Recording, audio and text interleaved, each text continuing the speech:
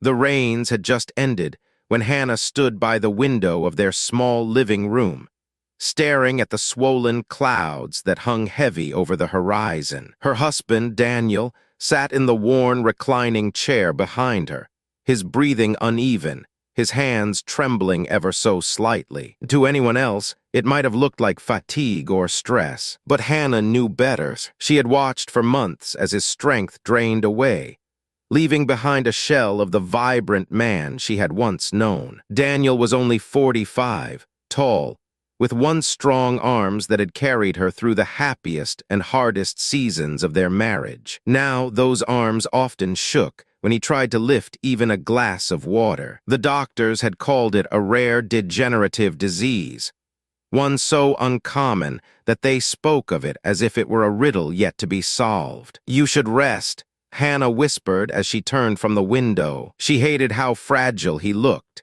The man who once had outrun storms, built cribs for their children with his own hands, and laughed with a sound that filled their small home with warmth. Daniel smiled faintly, forcing courage into his expression. "I'm fine. Sit with me."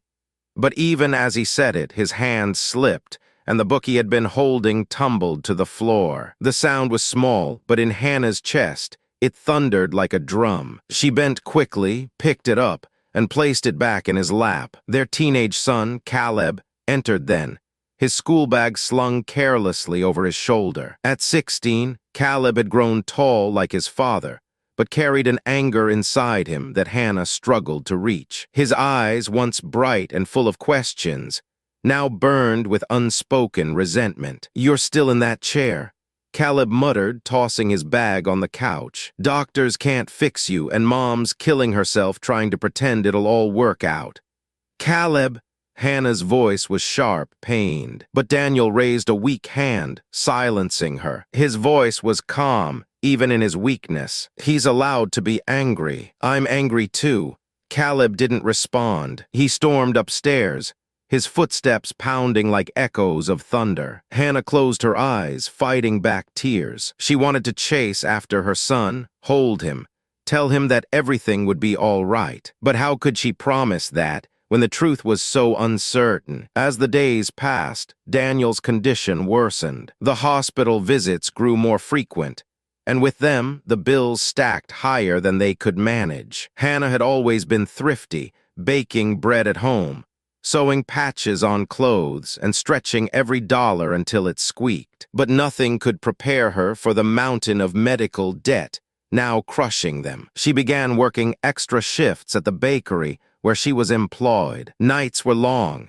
She returned with flour clinging to her apron and exhaustion pulling at her bones. Still, she pressed on, because every loaf, every hour, meant Daniel might have another chance. But Caleb grew more distant. He began skipping meals, locking himself in his room, coming home late. Hannah feared he was slipping into dangerous company, but she barely had the strength to fight one battle at a time. One night, after weeks of grueling tests, the doctors called Hannah into a sterile white room. Daniel lay asleep in the ward, his breathing shallow, when the physician delivered the blow. "I'm afraid there's been a mistake," the doctor confessed, his voice hesitant. "The medication we prescribed was based on an incorrect reading of his test results. It has worsened his condition." The room spun around Hannah. She gripped the chair to steady herself. You gave him the wrong treatment." The doctor's silence confirmed it. Her heart thundered. Rage, sorrow, helplessness.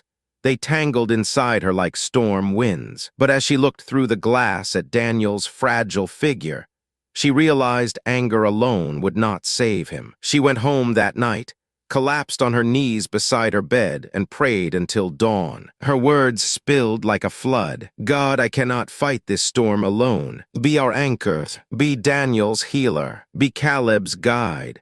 The following weeks tested Hannah's resolve. The hospital workers went on strike, delaying treatments further. The hallways were eerily silent, patients left in limbo. Families protested outside, demanding answers. Hannah refused to surrender to despair. She organized a group of caregivers, wives, sons, daughters, who were also stranded by the strike. They cooked meals for each other, shared information, comforted one another. Out of her brokenness, Hannah birthed a small community of hope. At home, she tried to draw Caleb back in. She began cooking his favorite meals, waiting for him at the dinner table even when he didn't show. She left notes in his backpack.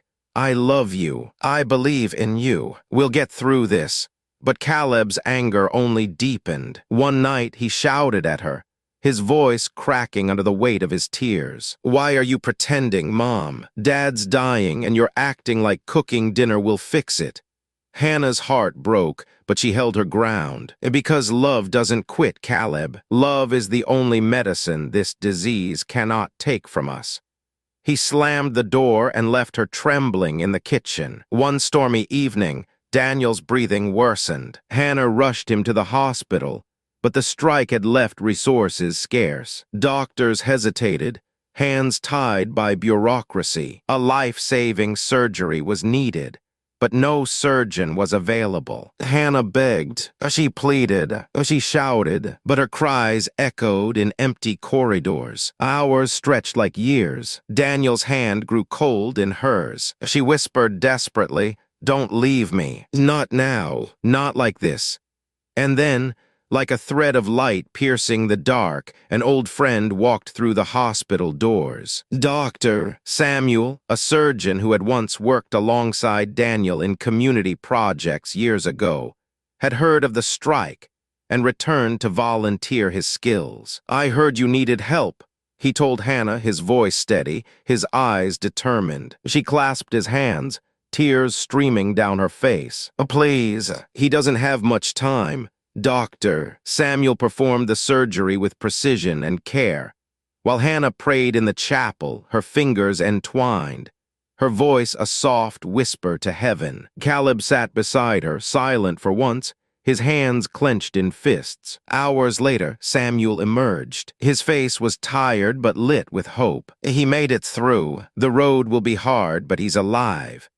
Hannah collapsed into tears, relief flooding her soul. Caleb finally let his anger crack, wrapping his arms around his mother for the first time in months. Daniel's recovery was not complete. He would never return to his old strength, and some days were harder than others. But he lived, and more than that, he lived to see his family transformed. Caleb, humbled by the near loss of his father, began helping more at home. He drove Daniel to therapy, studied late into the night, and even joined Hannah in prayer. Hannah, though weary, found her heart stronger than steel. Through pain and uncertainty, she had discovered a well of faith deeper than fear. One evening, months after the surgery, the family gathered in their small backyard. Daniel sat wrapped in a blanket, his hand in Hannah's as Caleb grilled dinner. The setting sun painted the sky in hues of gold and crimson. Daniel looked at them both,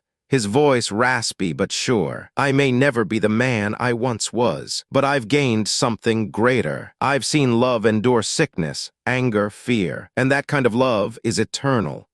Hannah leaned her head on his shoulder, tears glistening in her eyes. Caleb smiled faintly, his walls finally crumbling. The storm had not destroyed them. Instead, it had carved them into something stronger, something unbreakable. And so the Hayes family learned that even when bodies fail, when systems collapse, and when hope seems lost, love anchored in faith will hold. It will bend but not break. It will stumble but not fall. Love is patient. Love is kind. And in the darkest night, love lights the path home. If this story touched your heart, don't forget to subscribe for more powerful, faith-filled stories that inspire, heal, and remind us of the strength we carry within.